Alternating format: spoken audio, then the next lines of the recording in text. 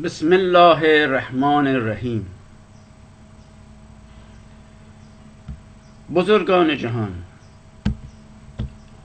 انسانهای مهربان جهان، آزادی خواهان جهان، من چند کلمی میخواهم درد دل کنم، شاید در دل آنانی که قلبشان از سنگ ساخته شده است اثر گذارد و شاید هم آزادگان جهان آنان را به عقل آورند. در حالی که ملت ایران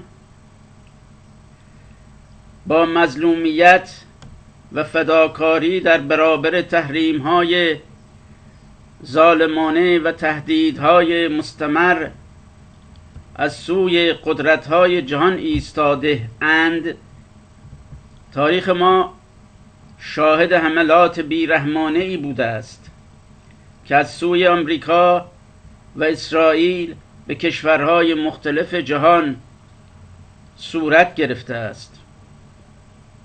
این قدرت‌های زورگو بدون هیچ گونه ملاحظه انسانی به ملت‌های بیگناه ظلم روا داشتند و زندگی میلیون‌ها انسان را در کشورهای فلسطین، لبنان، عراق، لیبی و افغانستان و غیره به ویرانی کشاندند.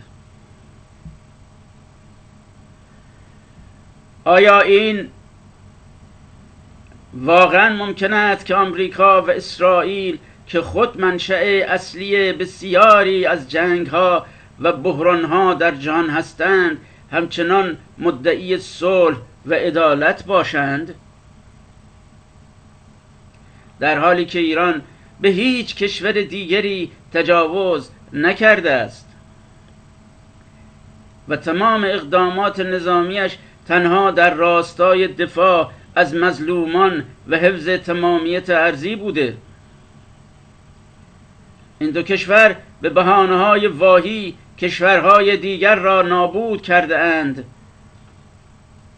ایران علی رغم تمام تحریم‌ها و فشارهایی که از سوی این قدرت‌ها بر آن وارد شده همیشه بر اصل عدم تجاوز به دیگر کشورها تأکید کرده و در طول تاریخ خود به دنیای بیرون نشان داده که بزرگترین قدرت نه در حمله و تجاوز بلکه در دفاع از حق و عدالت است. ملت ایران در برابر ظلم‌هایی که بر سر ملت‌های مسلمان و غیر مسلمان از سوی آمریکا و اسرائیل وارد شده سکوت نکرده است.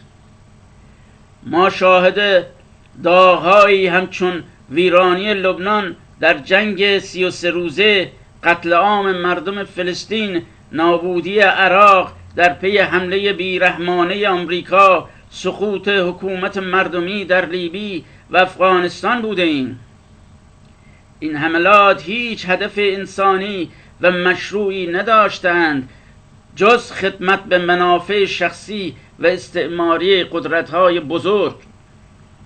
بله، من به عنوان یک ایرانی انتقاداتی از نظام جمهوری اسلامی دارم و به دنبال اصلاحات هستم، اما نباید فراموش کنیم که وضعیت کنونی کشور نیز تحت تاثیر تحریم‌ها و فشارهای خارجی بوده است. همانطور که ایران از ابتدا برای دفاع از مظلومان جهان ایستاده تا به امروز نیز در برابر این تحریم‌های ناعادلانه و سیاست‌های خصمانه جهانی ایستادگی کرده است. در نهایت باید تأکید کرد که ایران همواره در مسیر دفاع از حق و عدالت حرکت کرده و هیچگاه به دنبال تجاوز به خاک دیگران نبوده. کشورهای ظالمی که با دست خود ملت‌های دیگر را از پای درآورده‌اند به جای انتقاد از ایران باید به خود آیند و به جرم‌های خود در حق بشریت پاسخ دهند. ای انسانهای آزادی جهان، دلتان به رحم آید برای این مردم مظلوم، نه فقط ایران، برای مردم مظلوم سر تا سر جهان. الان نوبت ماست، فردا نوبت شماست. بخواهید که این زورگویان دست از زور و ظلم و ستم خود دست بردارند و به راه حق و عدالت برگردند. متشکرم.